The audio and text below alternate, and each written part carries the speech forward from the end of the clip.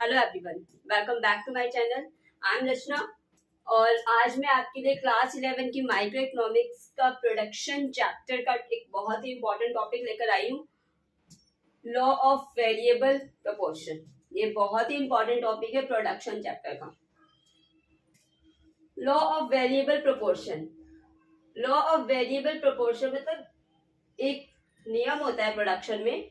क्या होता है कि हमें पता है कि हम एक फैक्टर को फिक्स रखते हैं और बाकी जो फैक्टर्स होते हैं वो वेरिएबल होते हैं।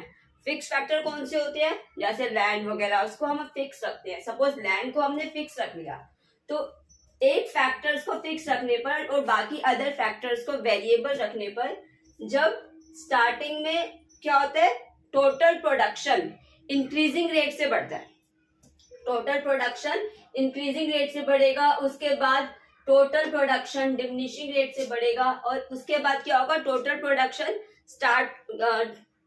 डिक्लाइन होना स्टार्ट हो जाएगा। मतलब इस नियम के अनुसार टोटल प्रोडक्शन पहले इंक्रीजिंग रेट से बढ़ेगा, फिर टोटल प्रोडक्शन डिमिनिशिंग रेट से बढ़ेगा और उसके बाद वो डिक्लाइन होना शुरू हो जाएगा। तो अगर इसको हम टेबल की हेल्प से समझे, जैसे ये टेबल है, इसमें हमें लॉ ऑफ वेरिएबल प्रोपोर्शन बताना है, उसकी तीनों स्टेजेस बतानी है। तो कैसे करेंगे? यूनिट्स ऑफ लैंड, जैसे लैंड हमारा फिक्स फैक्टर हो गया, ये फिक्स है 111 यूनिट्स इसकी। लेबर हमारा वेरिएबल फैक्टर हो गया, तो इसकी हम 0 इतने मतलब यूनिट्स 1 2 3 4 5 6 7 8 यूनिट्स हम यूज कर रहे हैं इसकी।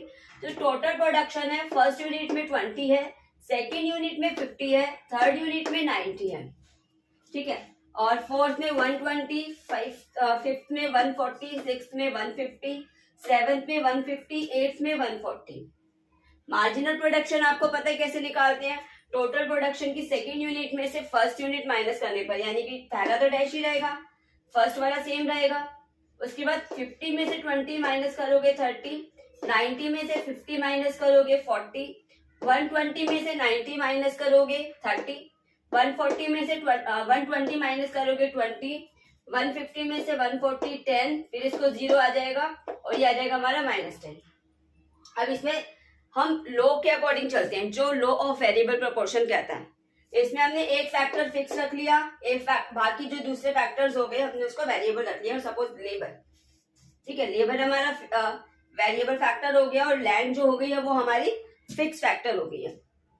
इसमें क्या होगा, when you increase the variable factor, जैसे ही वेरिएबल फैक्टर्स को आप बढ़ाओगे, जैसे यूनिट्स ऑफ लेबर 0 थी, 1 हुई, 2 हुई, 3 हुई, 4 हुई, 8 तक हो गई, ठीक है। तो then the total product initially increases at increases rate. जैसे देखो टोटल प्रोडक्ट बढ़ रहा है तो इसमें क्या हो गया, जैसे पहला तो सेम था, सेकंड बार में वो 30 यूनिट से बढ़ा, फिर थर्ड यूनिट में वो 40 यूनिट से बढ़ा, पहले 30 से बढ़ा फिर 40 यूनिट से बढ़ा।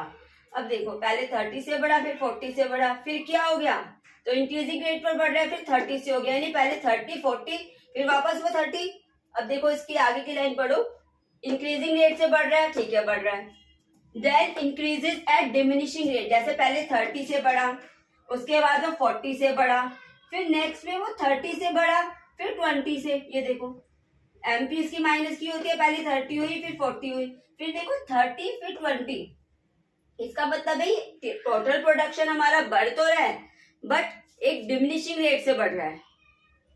तो डिमिनिशिंग रेट से बढ़ रहा है टोटल प्रोडक्शन हमारा, तो सेकंड उसमें क्या हो गया, इंक्रीजेस रेट हो गया, then increases at diminishing rate and eventually start declining. देखो 30 हुआ, फिर 20 से बढ़ा, फिर 10 से बढ़ा, ठीक है, अचानक से वो इक्वल हो गया और फिर डिक्लाइन करना शुरू कर गया।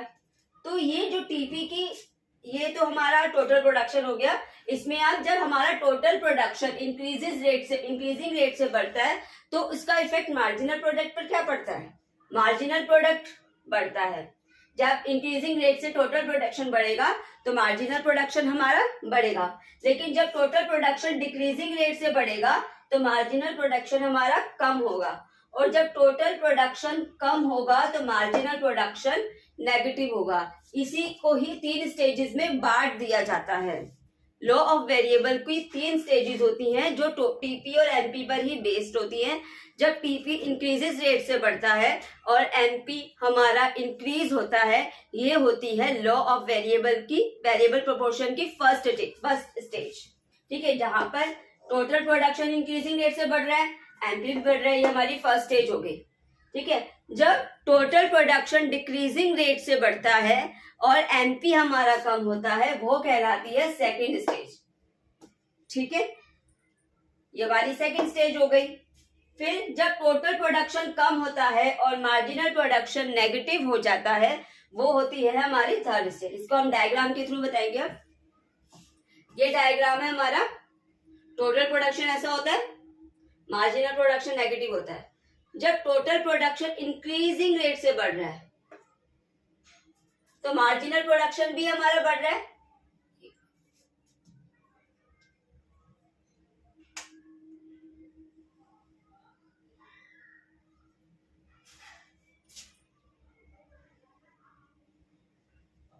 ठीक है, जब टोटल प्रोडक्शन हमारा इंक्रीजिंग रेट से बढ़ रहा है तो मार्जिनल प्रोडक्शन भी हमारा बढ़ रहा है। इस पॉइंट पर टोटल प्रोडक्शन मैक्सिमम होता है। ये देखो 150 मैक्सिमम पॉइंट है, तो टोटल प्रोडक्शन मैक्सिमम होता है जिस पॉइंट पर, उस पर मार्जिनल प्रोडक्ट क्या होता है, जीरो। ठीक है, इसको सी बोल। ठीक है, और जब टोटल प्रोडक्शन मैक्सिमम पॉइंट के बाद क्या होता है, टोटल प्रोडक्शन कम होना शुरू हो जाता है। और जब टोटल प्रोडक्शन कम होना शुरू हो जाता है तो हमारा मार्जिनल प्रोडक्शन नेगेटिव हो जाता है। ठीक है, इसकी जो फर्स्ट स्टेज है, इसमें इंक्रीजिंग रेट पर बढ़ता है टोटल प्रोडक्शन और मार्जिनल प्रोडक्शन इंक्रीज होता है। इसको बोलते हैं increasing returns to scale, increasing returns. ठीक है, और जब टोटल प्रोडक्शन हमारा डिमिनिशिंग रेट से बढ़ता है और मार्जिनल प्रोडक्शन हमारा कम होता है यानी डिक्लाइन होता है, इसको बोलते हैं डिमिनिशिंग रिटर्न्स।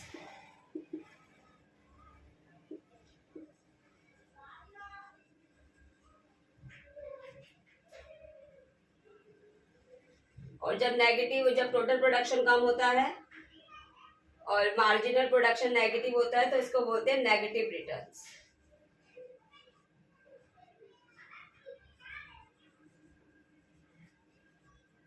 ठीक है, ये था हमारा law of variable proportion with the help of the schedule and the table, schedule and the diagram. ठीक है, तो आई होप कि आपको लॉ ऑफ वेरिएबल प्रोपोर्शन का जो टॉपिक है वो अच्छे से समझ में आया होगा।